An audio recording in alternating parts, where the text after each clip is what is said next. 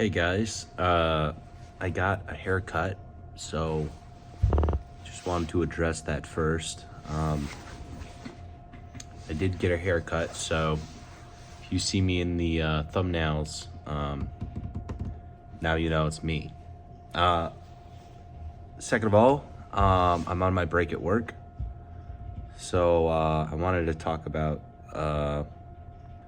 making friends. So, I was homeschooled until high school, and I specifically requested to my mom to go to high school because I didn't have a good setup. I had a hard time making friends in homeschool. In homeschool, there used to be a thing that was called like homeschool group, which basically is just like they remake school except you go to a church instead. But it was really fun and cool and stuff. But I always had a hard time making friends there. And so as a kid, I thought, man, I'd make more friends if I could just be normal, if I could just be a normal person. And because I always felt like an outsider because of being homeschooled. I thought if I could just make it to school, go to high school, and of course all the movies make high school seem like super cool and fun. And all the movies make high school seem so much better than it really is. Unless you're rich. I wasn't really, so. Anyways, I thought if I can go to homeschool or high school, then I can make friends. And I'm not making friends because there's either something wrong with these homeschoolers or the fact that I'm homeschooled makes it so there's something wrong with me and I can't make any friends. So I go to high school and the adjustment period was very hard for me. The reason for that was because, everybody already knew the system for high school. I was not good at taking tests because my tests would be in different formats as a homeschooler. Everything was more flexible and catered to the way that my brain works, and I could learn at my own pace, even though there was still standardized testing, but I could learn everything in a much more personable way. And so this kind of old-fashioned form of education where you learn information and recall it just to put out a test or write it down in a certain way, I wasn't used to it because I was so used to kind of being creative, problem solving, thinking outside the box, and the more flexible form of education I received in homeschooling, that sometimes my test answers would be marked as wrong, even though I knew the answer. I just thought at the time that the answer was so obvious that they must have wanted more. Like they must have wanted more of an answer. And then I would end up basically talking myself out of a point. Now, education wasn't the only way I didn't fit in. I also didn't fit in easily in high school socially. I spent most of high school constantly feeling like I just didn't understand how I was supposed to act. Constantly guessing how I was supposed to act and doing it, and constantly being wrong. And it just felt like no matter what I did, I was always doing the wrong thing.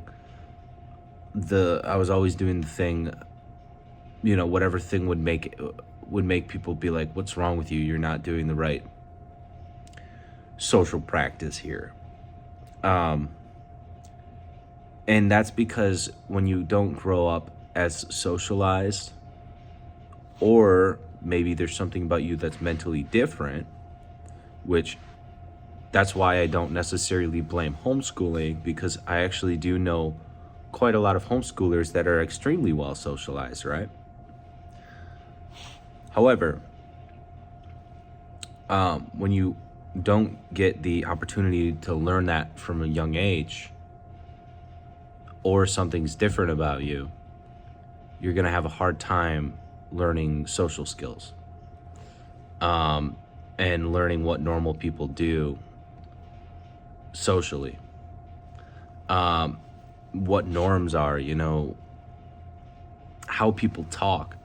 Picking up slang is hard when you're not a kid. If you don't learn that from the time you're a kid, you got to pick up slang as an old dog. Old dogs don't learn new tricks as easily.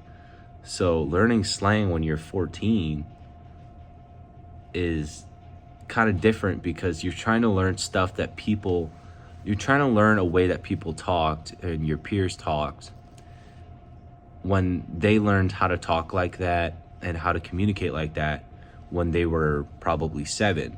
So now you have to catch up a whole lot to get on the same social plane. So I didn't exactly fit in easily. In high school,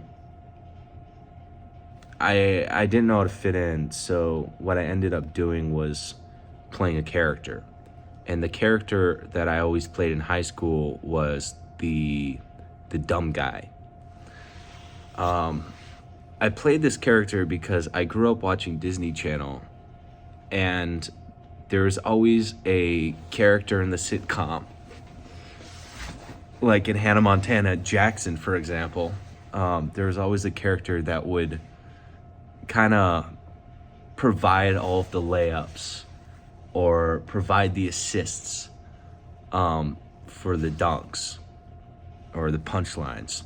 So people didn't realize it, but I was actually trying to contribute joy in a way by pretending I was dumb and being silly so that people could laugh. I think some people actually did think I was actually dumb, but other people understood that I was playing a character. And I just did it. I did it because it was funny, and I don't know. I just liked it. But I will say, over time, people started actually believing that I was just really dumb, and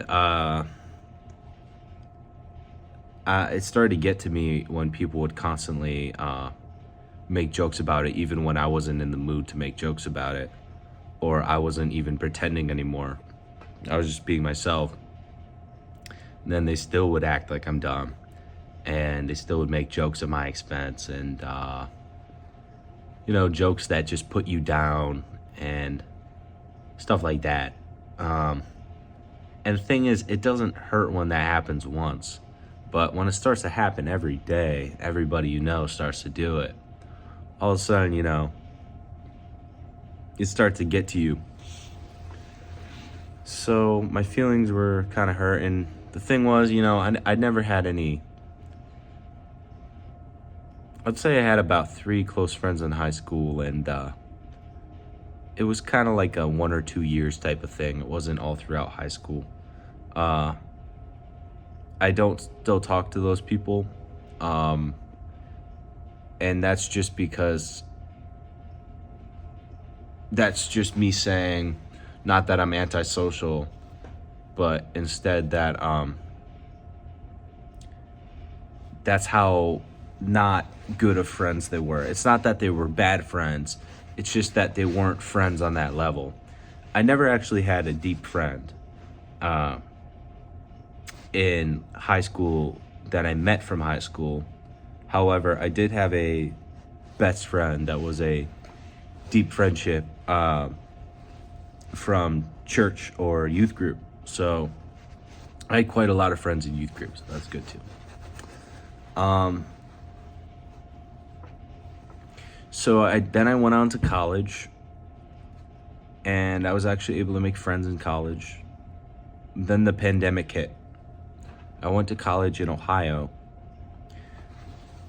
before the pandemic, and they were a great 2 years for me because, um, you know, it was fun living somewhere else and just being able to have more freedom than I used to have. Um, and so it was an exciting time in my life, and I could always hang out with my friends and just do stuff. But then the pandemic hit, and I moved back to a not as good college that's really less expensive. My scholarship didn't matter anymore because the pandemic canceled it for my old college. The reason I was able to go to a more expensive college beforehand was because I had a swimming scholarship and an academic scholarship, which really helped supplement it. But I went to this lower quality college, and I really had a hard time making friends there.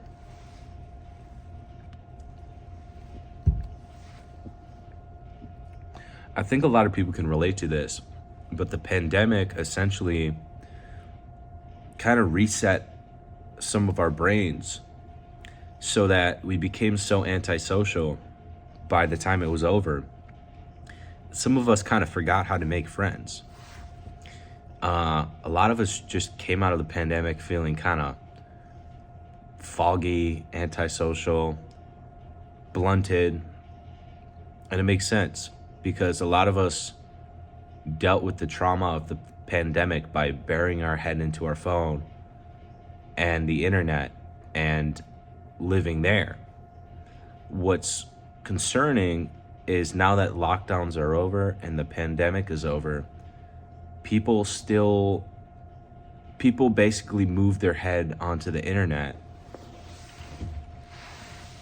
People basically moved their mind into the internet, and I feel like some of them just felt like, I'm happy here, like I don't really need to go back. And some people probably even forgot that they can do things now. So ever since the pandemic, I've found it hard to make friends. But recently, in the last couple of years, I learned what I needed to do to make friends. And that's why I'm making this video. It's not easy, but it is almost foolproof. So the way that I found you can attract friends is by being responsible in your own life in a way. When I started to go to the gym every day, over time, it morphed my personality into a personality that was attractive and enjoyable to hang out with. Something that people wanted to be around instead of scaring them away. Your personality plays a huge part in how you attract people that want to be around you. And this is easier said than done because what I'm ultimately talking about, if you think about it, is a huge undertaking. To be happy with yourself and to actually find some type of happiness and contentness is actually hard. Very hard.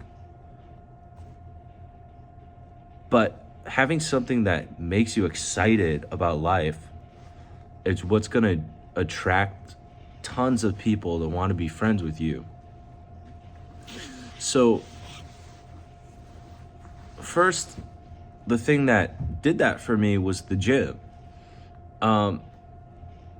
You're probably not going to make many friends at the gym, but just being at the gym and making that your set point makes it so that you have a long-term goal. And the thing about long-term goals is they're not fun to do, but they give your life some type of hope and they give your life some type of thing to look forward to. Because when I didn't go to the gym, I didn't really have much hope. I was going through a hard time, and I didn't have anything to look forward to. things just kept getting worse for me. And it was more like I was scared about what the future was going to be. So going to the gym is not fun. The reason people go to the gym is because it gives them something to fall back on. Because you might have had a really bad day, but you could say, at least I went to the gym and I'm actually in control of my life. You are in control of your life. You need to start doing one thing at a time to prove to that voice that tells you that you're not in control of your life, that you are. The worst feeling you can ever feel is feeling like you aren't in control of your life and that your life is going somewhere that you don't want it to be and there's nothing you can do about it. And that was me for a long time after the pandemic, partially because of the pandemic, because it put me in a very bad mindset. But you can get out of it by persisting that there's doing one thing at a time, that at least one thing per day that will prove to yourself that you do have control. Because let's say you've gotten to the point of some type of depression where you can't even brush your teeth, and I've been there. If you just start by brushing your teeth every night, you can't say that you have no control of your life, because you controlled that one part of your life. And you didn't want to, but you were able to do it. After you do that for a while, you can start going to the gym. Go for a walk for 15 minutes. Go for a walk for 30 minutes. Nobody wants to do this stuff. I understand. I hate the gym low-key too. But the benefit is that you can say that you do have control over yourself. And that makes you feel like you have power again. The other thing, and let's get back to the main topic, is that going to the gym consistently attracts friends to you because it makes you feel excited and optimistic about your future. When you feel excited and optimistic about your future, people want to join you in that.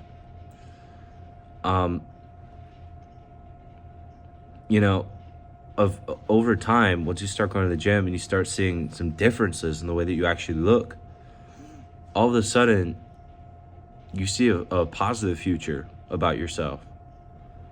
And you see a future where you'll be in a body that makes you tremendously happy and that you are excited to live life in. And that brings you a lot of happiness. So the other thing that really affected how much I was able to make friends is the same thing but even different. And it was being excited about traveling. So to make a long story short, I traveled to Mexico last year for 3 months, and I lived there in a small surf town called Puerto Escondido. I actually wrote a travel guide on it. If anyone wants to leave me a comment, and I'll send you the travel guide for free. But basically traveling there and some other cities in Mexico and really being there for a while really changed the way that I view life. And it truly made me feel excited because it made me realize that traveling, it made me realize how fun life can be. By the way, I did this with money I'd saved up, $10,000. I didn't need to spend $10,000, and that's actually why I wrote the travel guide because I probably wasted 3,000. Not on anything crazy, just like on not paying rent correctly. Tons of mistakes I made. But yeah, it could have been 7,000. Honestly, it could have been 5,000 if I was really smart with it. But anyways, it made me super excited to save up money and go on another trip. It gave me a positive outlook in life.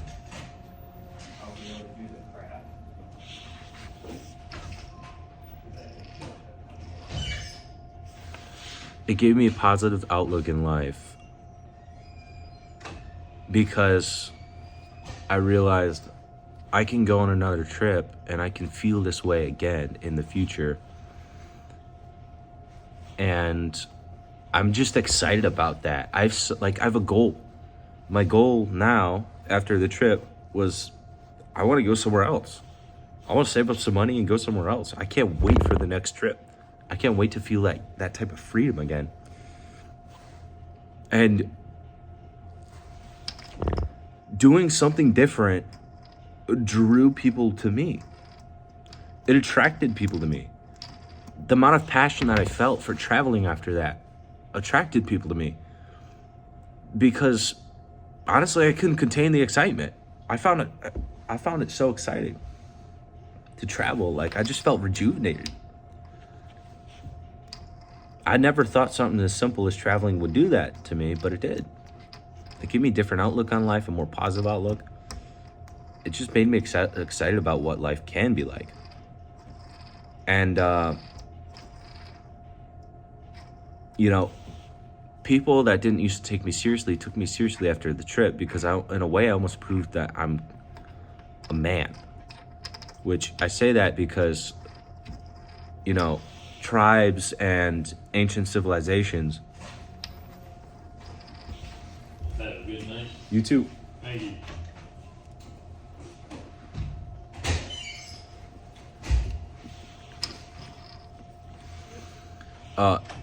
Tribes and ancient civilizations used to have like some type of ritual where to prove that you're a man, you would go out, alone, travel in a way, go out in the forest and survive out there, something like that. In a way, that's kind of what I did, like I was out on my own. So doing something exciting and interesting, save up your money and do something weird. You'll attract people to you. People think it's cool. Like I had people that never talked to me before, and all of a sudden they want to ask me about my trip and stuff. I wasn't mad about it. Maybe they just saw me differently, right? Super cool. So that also helped me to make friends. Now, what is the third way that you can make friends?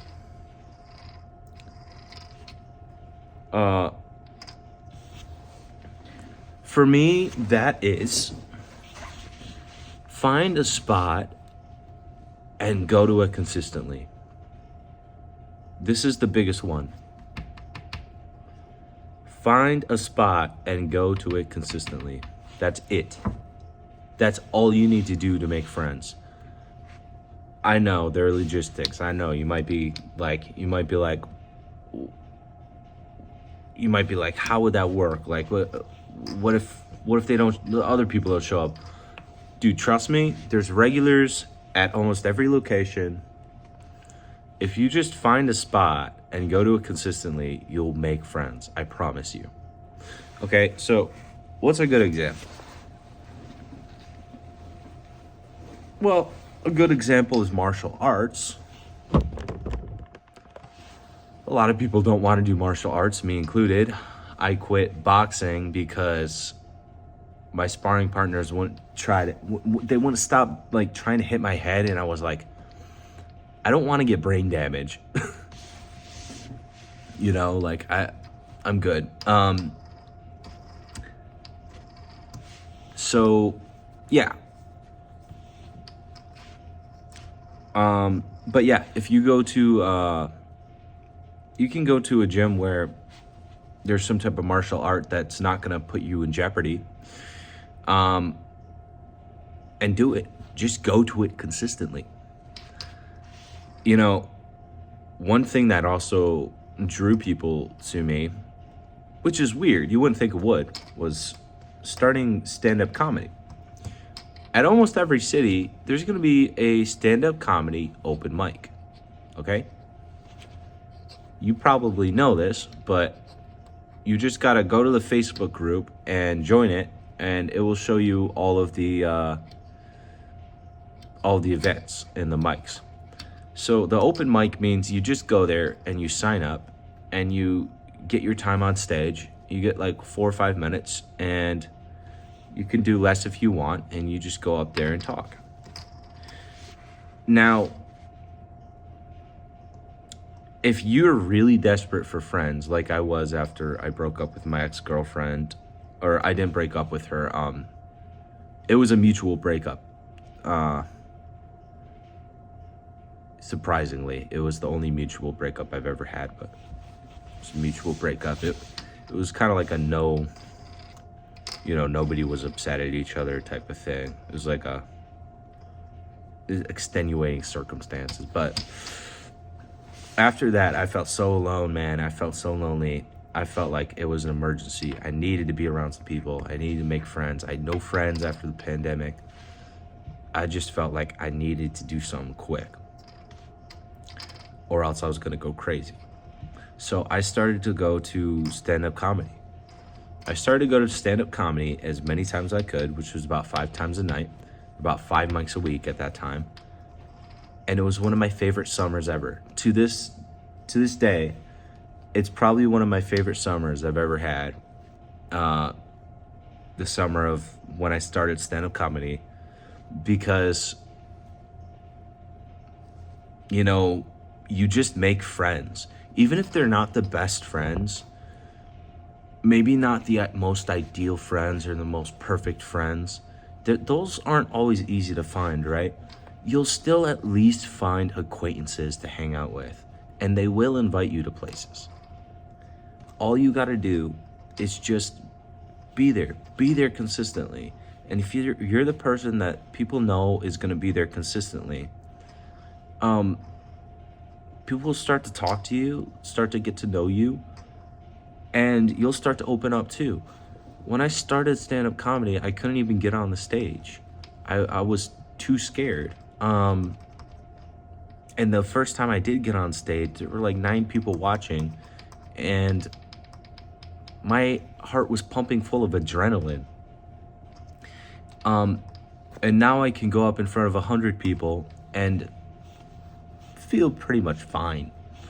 So you improve a lot, you change a lot, and ever since I started stand-up comedy, I've gone from barely being able to socialize at all, and I genuinely mean this, to really being able to socialize in many circumstances and situations, and it's just effortless.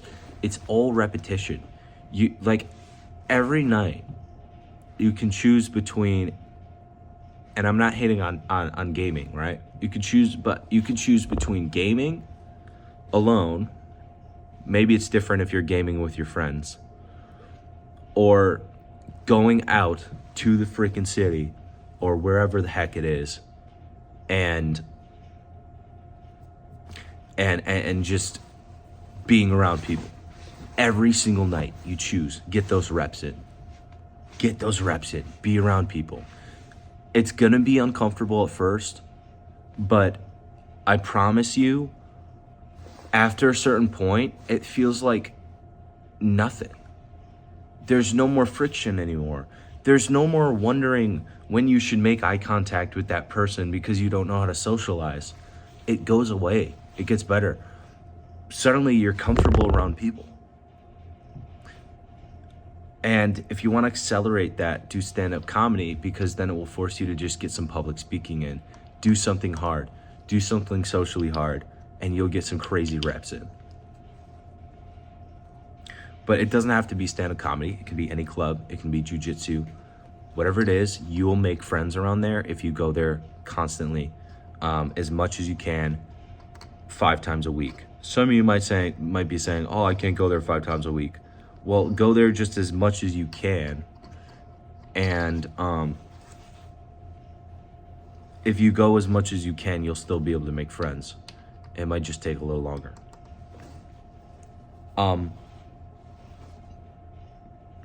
Now, the only place I wouldn't recommend always going to is a bar. Because alcohol is one of those drugs where if you use it all the time, it's just going to be terrible for your health, obviously. So I don't recommend a bar. Although you would probably meet a bunch of great friends at a bar. They'd probably, I mean, if they're there all the time, they might be close to being alcoholic. I don't know. I don't know. Who knows? But one place I can recommend is a cigar lounge. So one place that I started going to almost every day was a cigar lounge. Not all places have a cigar lounge, but you know, if they do, a cigar lounge is a great place to meet people. So in a cigar lounge, I've met, actually, let me explain what a cigar lounge is in case you don't have one around. So a cigar lounge is a place where they sell cigars, and usually there's some type of attached area with TVs, leather couches. It's usually pretty high quality, maybe billiards table, etc. And at the cigar lounge, people hang out there. What's interesting though is I've never met so many millionaires than I have at the cigar lounge. I've met about 8 or 9 millionaires in a year and a half at the cigar lounge. I guess millionaires tend to enjoy cigars. I don't know. If you're saying I can't afford it, that may be true, but there are some cigar lounges where admission is just buying a cigar, which is the one I go to. And the cigars that I buy are $10 because they have a discount rack. Now, almost every day, that's going to end up being a lot of money. But, you know, all of my friends are at the cigar lounge now. So it may be a lot of money, but what I get out of it socially is so good that it kind of makes sense. So let's just say $300 a month, even though it's less than $300 a month. What I get out of that $300 a month is hanging out with good friends almost every day, having philosophical conversations, including with new people, almost every day, meeting interesting new people that I've never met before that want to have interesting conversations, business knowledge, connections to people with successful businesses, connections to millionaires,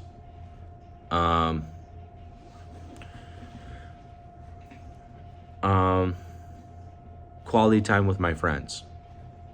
We play Uno, we play poker, you know, we watch TV shows sometimes, or YouTube videos, and there's just something about puffing on a cigar, which you don't need to inhale it. In fact, you're not supposed to inhale a cigar. But there's just something about puffing on a cigar and having kind of like a philosophical discussion or an in-depth discussion, which happens a lot there, that is actually really, really enjoyable and fulfilling, at least for me. It just makes sense. I don't know what it is, you know? And it's not as dangerous as drinking all the time. And I'm not saying you have to go to the cigar lounge all the time. I'm just saying if you go there twice a week or something, you can make some good friends. It's a great place. I think it reminds me of what coffee shops in London used to be, where educated people, or educated and non-educated people would meet to talk over some coffee. Another benefit is most cigar lounges have a coffee machine. And if you've never drank some coffee, had a stimulating philosophical discussion, or a discussion about anything really, and smoked a cigar, then you're missing out, because it's a great time. So yeah, attached to my specific cigar lounge is a hookah lounge, and I also used to hang out in there. And I made one of my best friends actually in the hookah lounge. I made a lot of friends from kind of like the Middle East in the hookah lounge, and I learned unbelievable amounts of information about culture, language. I know words from many different languages now. Yeah, sure, I got better at Uno doing that. But the point is, if you can find a spot like that, kind of like a lounge, then you really hit the jackpot, because that's the type of place where you can hang out with your friends for hours at a time. And the thing is, America doesn't have places like this anymore. That's the one thing that is so sad about America, is a lot of other countries have places where people hang out and talk. I mean, it's food for the soul. You need to talk to people. And in fact, after getting used to the cigar lounge, I don't know what I would do if it closed down. I'd try to find another one.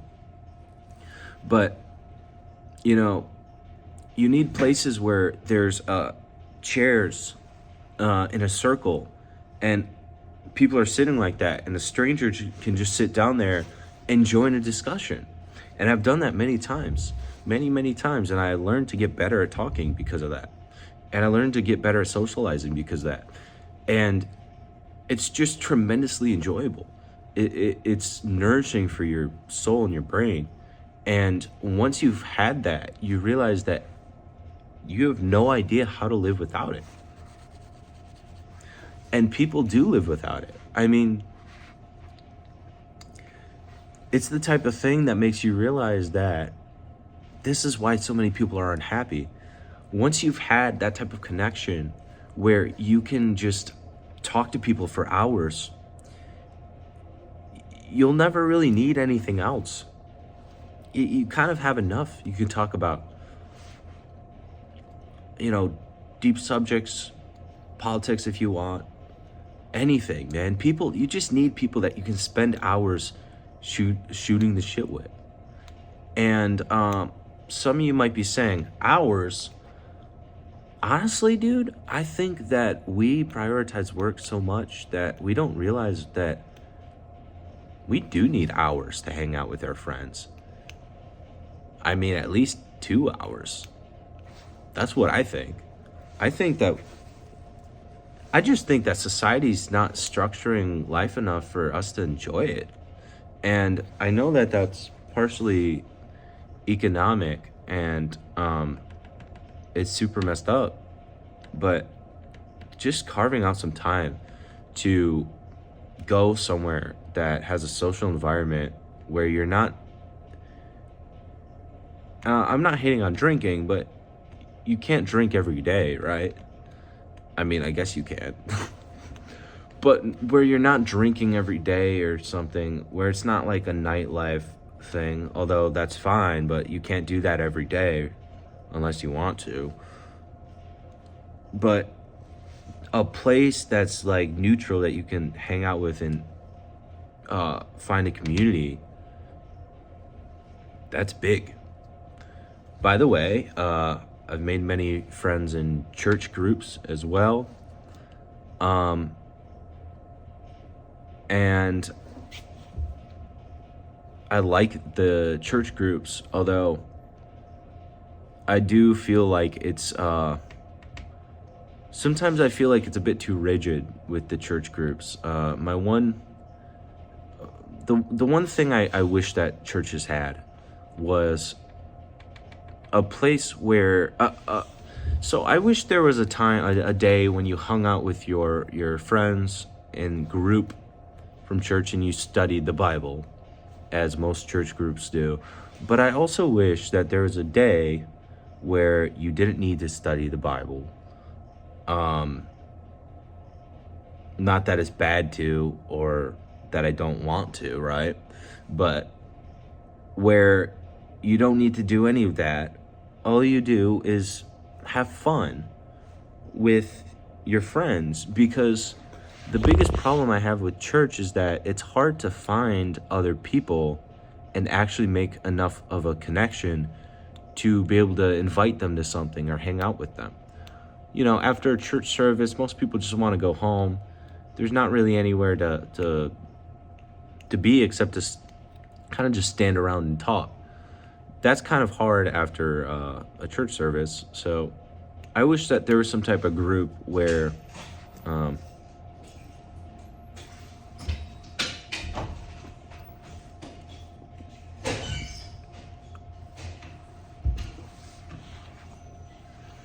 I wish there was some type of church group where you could just hang out. It was just to hang out, smoke a cigar, stop being so afraid of being sinful, or like, I don't think we're meant to be so afraid of being sinful or whatever it is. You know, I don't think everything's supposed to be perfectly pure for the sake of fun and connection. I mean, at the end of the day, right, Jesus turned water into wine. And I can turn your girl into mine. No, I'm just kidding. Like, I don't think Jesus is against having a good time with your friends. Now, I'm not saying to get absolutely sloshed or something, but, you know, the fact that my church groups, like, they'd be like scared to like smoke a cigar or have a good bourbon or something. I think that's a crime, man, because imagine all the good discussions and connection you could get out of that. You know, like, imagine all the conversations you could have about the Bible. And it doesn't need to be one way or another, you know. It doesn't need to be perfectly clean. So that's the way that I feel about church groups, and I hope we can change that soon. I'm not trying to critique them. I'm just saying what I think could be better. You know, stop worrying so much about making it have to be perfect, and give people a place to just meet each other.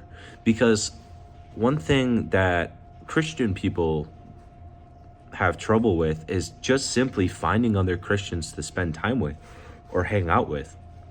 You know, there are not many, in some places, there aren't many Christian people. So it's hard to even find them. So anyways, that's what I got to say. This is my idea of how to make friends. I've been talking for a long time, but I hope you guys enjoyed the video, and you should definitely try to find a cigar lounge or a church group or a taekwondo class or stand-up comedy mic, and just find one and start going consistently for weeks or months, and I promise you will make friends, and they will invite you to do fun things. I promise you. So yeah, have a good day, everybody, and stay safe.